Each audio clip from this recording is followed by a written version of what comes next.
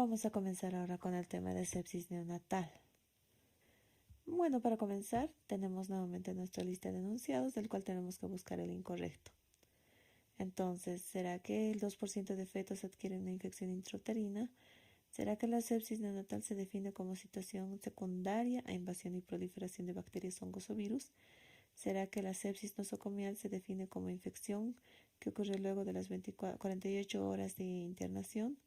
¿Será que el síndrome de respuesta inflamatoria sistémica pediátrica está constituido por la valoración de la frecuencia cardíaca, respiratoria, temperatura, anomalía de la perfusión, estado neurológico y o general?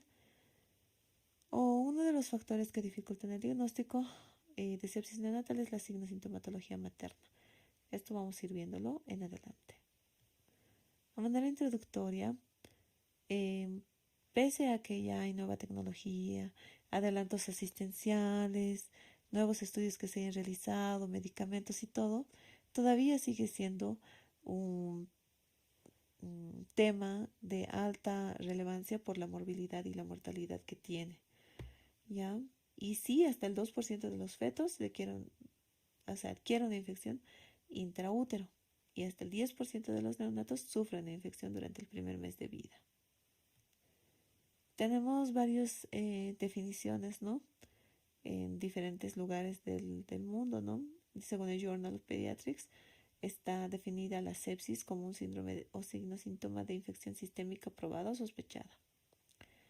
Según la revista de Atlanta del 2017, es una condición sistémica de origen bacteriano, viral o fúngico que se asocia a cambios hemodinámicos y otras manifestaciones clínicas. Según la Sociedad Española de Pediatría, es una situación clínica derivada de la invasión y proliferación de bacterias, hongos o virus en el torrente sanguíneo. Bueno, y según lo que nos compete en el libro de Nelson de Pediatría, es una situación clínica derivada de la invasión y proliferación de bacterias, hongos o virus en el torrente sanguíneo en el recién nacido y se manifiesta dentro de los primeros 28 días de vida. Ya, y según la CDC de Atlanta, pues tenemos estas definiciones, ¿no? La sepsis probada cuando tenemos un cultivo positivo y además la clínica. Sepsis probable cuando tenemos signos de sintomatología pero cultivos negativos. Sepsis posible cuando tenemos signos y síntomas pero laboratorios normales. Sepsis descartada cuando tenemos cultivo, laboratorios y examen físico normal. La sepsis nosocomial es una infección que ocurre luego de las 48 horas de internación, no antes. Cabe mencionar también que sobre el síndrome de respuesta inflamatoria sistémica y sepsis, cuya única diferencia es que sepsis ya tenemos un foco, ¿no? De dónde vienen los datos de respuesta inflamatoria sistémica del proceso infeccioso. Esa es nuestra diferencia con sepsis. El síndrome de respuesta inflamatoria sistémica se debe a dos o más de las siguientes condiciones, es decir, disfunción respiratoria, taquipnea, que es taquipnea mayor a 2 desviaciones estándar para la edad de frecuencia respiratoria, hipoxemia menor a 70 milímetros de mercurio, disfunción cardíaca con taquicardia mayor a 2 desviaciones estándar sobre su línea media para la edad, retraso del llenado capilar, hipotensión por debajo de 2 desviaciones estándar y anomalías de la perfusión, oliguria, acidosis y alteración del estado de conciencia. Hay que tomar en cuenta algunas connotaciones. En neonatos las vías por las cuales puede contaminarse son varias, desde el embarazo, intraútero, en el parto, postnatal, dispositivos y demás que vamos a ir viendo más adelante. La inmadurez inmunológica también, porque los sistemas inmunes de los neonatos no son los mismos que las de un adulto. Los trastornos coexistentes, neonatos que nacen, pues pueden tener algún tipo de malformación. Manifestaciones clínicas, madres asintomáticas y gran variedad de agentes etiológicos. Ya volviendo a nuestro enunciado sobre sepsis neonatal, sí el 2% adquiere una infección intrauterina, como habíamos mencionado. La sepsis sí se define como una situación secundaria a invasión, proliferación de bacterias, hongos o virus. La sepsis nosocomial se define como infección que ocurre luego de las 48 horas de internación. Eso sí es correcto. Y los datos o la síndrome de respuesta inflamatoria sistémica se constituye por alteraciones de la frecuencia cardíaca, respiratoria, temperatura, anomalía de perfusión, estado neurológico y estado general. Este sí es válida. Y la que es incorrecta, es uno de los factores, es la sintomatología materna. En realidad, cuando estamos buscando antecedentes de un neonato que haya tenido contacto o que la vía haya sido por canal vaginal o la flora el contacto de la flora del canal vaginal, en realidad las mamás puede que no presenten signos de sintomatología y ellas hayan tenido algún tipo de infección, y al no haber esa clínica, pues nos confunde, ¿no?, en cuanto al diagnóstico.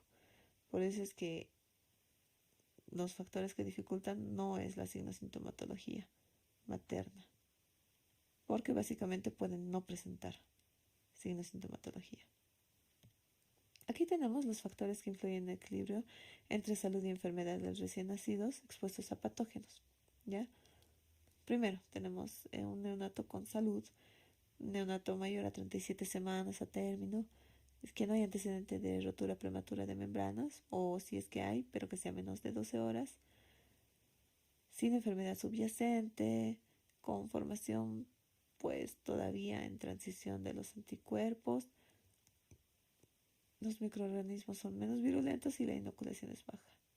En cambio, en un dato con enfermedad, lo que vamos a ir viendo en caso de, cuando decimos con enfermedad, neonatos prematuros menores a 37 semanas, rotura mayor a 18 horas, enfermedad subyacente, descenso del funcionamiento inmunitario, anticuerpos,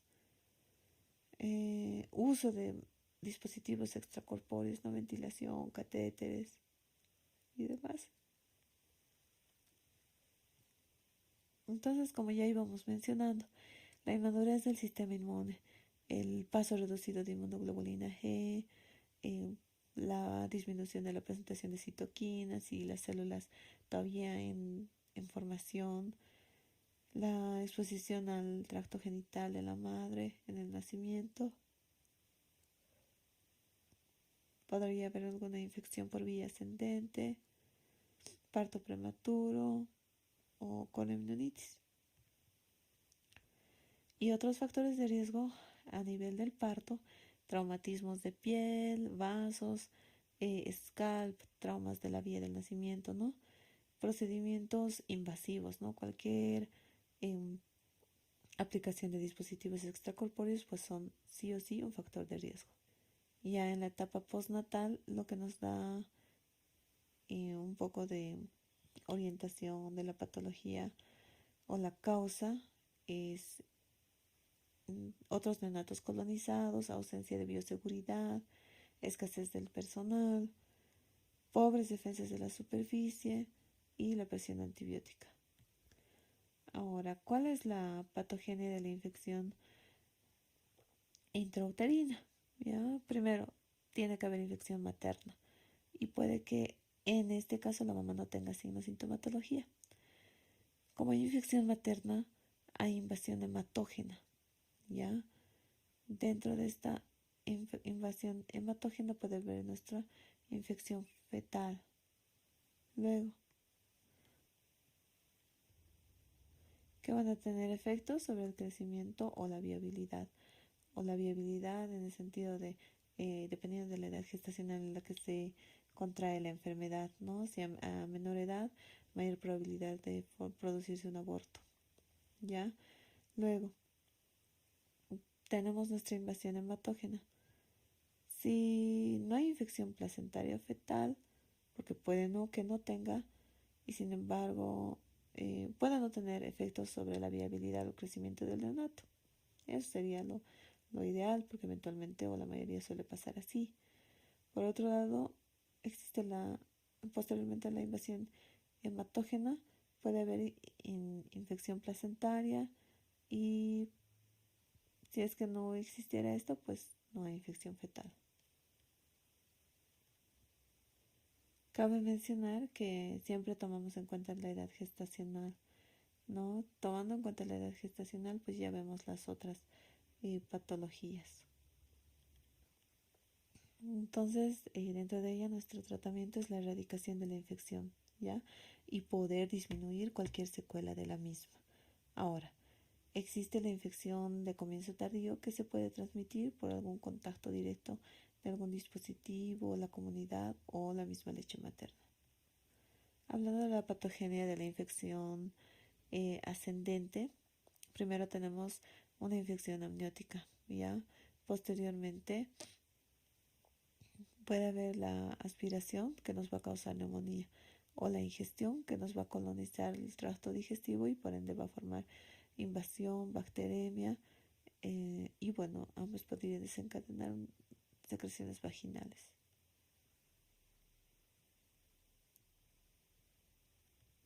Inicialmente, si no, puede que la mamá no tenga signos, sintomatología como mencionábamos, ¿no? Y puede haber colonización o hipercolonización de las saprófitas de la región vaginal que pueden invadir el cuello uterino y llegar hasta el corión, que es lo que se va a denominar la corioamnionitis. Entonces, ya para pasar a otra sección, vamos a marcar el enunciado que no es un factor de riesgo. ¿Ya? La prematuridad será, el tipo de parto será, lavado de manos será, la hospitalización prolongada o la mala técnica de lactancia. Y vamos a ir viendo en adelante. Y bueno, antes de pasar al otro punto, pues el enunciado que no es factor de riesgo para sepsis no es la mala técnica de lactancia. ¿Ya? Quizá la lactancia mixta puede ser un factor de riesgo, pero la mala técnica de lactancia como tal no. La mala técnica de lactancia es un factor de riesgo para deshidratación o ictericia como tal, ¿ya? Pero el resto sí, la prematuridad es un factor importante, tipo de parto, si ha sido cesárea o parto vaginal, si ha habido lavado de manos en cuanto al personal y la hospitalización prolongada. Esto tiene que ver mucho con los dispositivos extracorpóreos y permanentes. Y ahora pasando al otro punto, marcamos el enunciado incorrecto. Tras el parto existe una hipogamaglobulinemia fisiológica, ¿será? La sepsis neonatal temprana, ¿será que es equivalente a la infección de la transmisión vertical? ¿Será que el agente más frecuente de la transmisión vertical es el estreptococo beta hemolítico del grupo B? Una causa de sepsis bacteriana será la infección por Toxoplasma gondii. Bueno, vamos a ir viendo adelante. Ya pasando a cada uno de los puntos en cuanto a la inmunidad, ¿qué pasa con la humanidad a esta edad en neonatos? Primero, que desde los 3 meses tenemos la formación del sistema innato, células citolíticas, las células presentadoras de antígeno y el complemento, pero todavía son insuficientes, ¿ya? Y ahí es lo que se menciona que teóricamente tenemos la hipogamaglobulinemia fisiológica, ¿no? Que es normal y que se presenta generalmente después del parto. Inicialmente, la inmunoglobulina G se transporta de forma activa por la placenta, ¿ya? Y su valor es proporcional a la edad gestacional. Entre las 18 y 20 semanas se dice que tiene hasta 100 miligramos de cilitro y si fuera de 30 a 32 semanas subimos hasta 400. Por otro lado, el complemento. El complemento que el que se va a presentar, bueno, se va a empezar a desarrollar desde la sexta a la 14ª semana de gestación y en recién nacidos pretérminos se puede presentar mayormente el complemento 9. Sin embargo, aún existe disminución de la función quimiotáctica, todavía es inmaduro. Los neutrófilos tienen deficiencia cuali y cuantitativamente inicialmente, ¿no? Los gránulos tienen capacidad bactericida y permeabilidad disminuida, con disminución de la endotoxina. Los gránulos sí tienen capacidad bactericida, sin embargo, todavía tienen una actividad deficiente, la permeabilidad va a ser disminuida y disminución de las endotoxinas. Generalmente tenemos un número de reserva, ¿no? Que en la médula ósea, pero solo llegan a cubrir hasta el 70-80%, los callados hasta el 15%. Pero pese a esto, en cuadros de infección estos pueden incrementarse aún así. Asimismo, los factores estimuladores de colonia tampoco contribuyen en la respuesta inflamatoria sistémica. Y tenemos las células citotóxicas, ¿no? Las natural killer, que van a presentar solamente el 50% de su actividad total. En cuanto a las citoquinas, hay la producción, ¿no? Desequilibrada de interleucinas, ¿ya? Que se pueden presentar la 1, la 4, la 6, la 8, 10 y 12, factor de necrosis tumoral, ¿ya? Y en otros casos, en el caso de la enterocolitis, la displasia broncopulmonar o lesión cerebral, estas interleuquinas van a tener una producción desequilibrada a predominio de las proinflamatorias. Para su clasificación, bueno, decimos sepsis precoz cuando el cuadro infeccioso presenta entre las 3 y 5 días de vida, que generalmente son correlativos a sepsis verticales, es decir, transmisión placentaria, intrauterina y demás, o incluso del canal de parto. Pero según el Nelson de Pediatría, pues todavía toma en cuenta que se presenta dentro de la primera semana de nacido. Y la sepsis tardía como tal, se suelen iniciar síntomas pasadas las 72 horas, ¿no? Y según el Nelson, luego de la primera semana. Pero básicamente, pese a todas estas clasificaciones, lo que recomiendan es casos según la patogenia. Ahora cabe mencionar que este criterio cronológico para diferenciar el tipo de sepsis no está exento de errores, pues las sepsis de transmisión vertical o de inicio tardío eh, no serían consideradas como tales. Y las sepsis nosocomiales de inicio precoz serán falsamente clasificadas como verticales.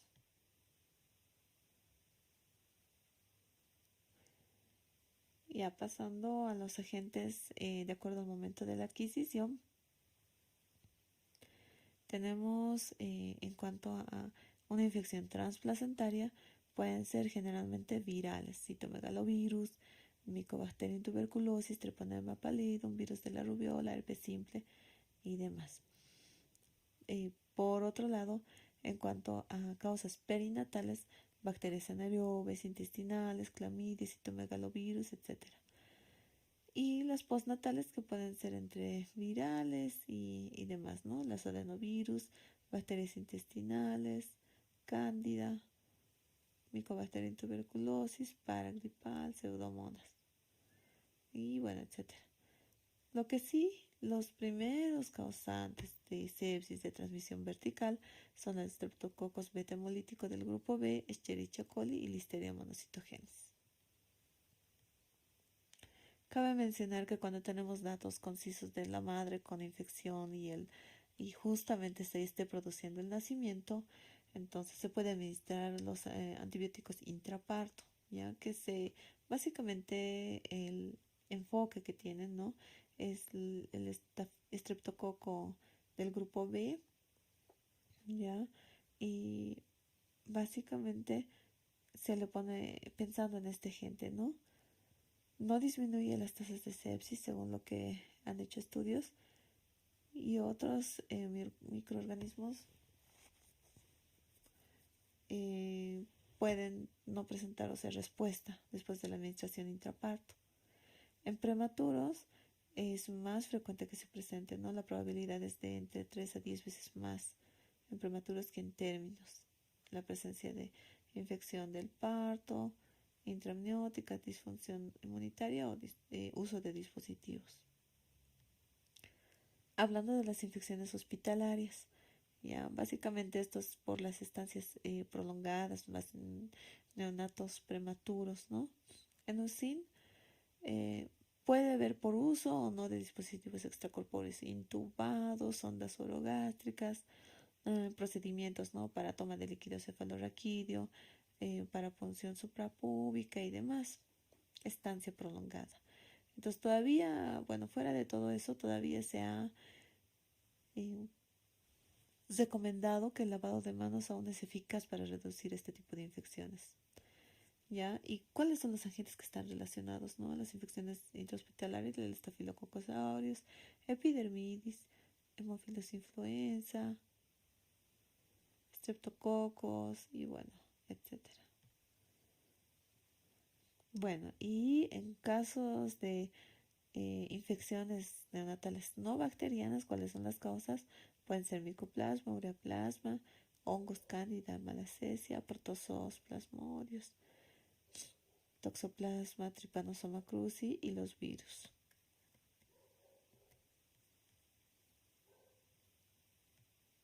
Volviendo a nuestro enunciado, tras el parto sí existe la hipogammaglobulinemia fisiológica como mencionaba. La sepsis neonatal temprana sí es equivalente a la infección de transmisión vertical. El agente más frecuente es el estreptococo beta hemolítico del grupo B y la incorrecta es que una causa de sepsis bacteriana es toxoplasma, así que esta es la que no va. Y hasta esta parte vamos a hacer la primera parte de sepsis neonatal. Espero les haya gustado.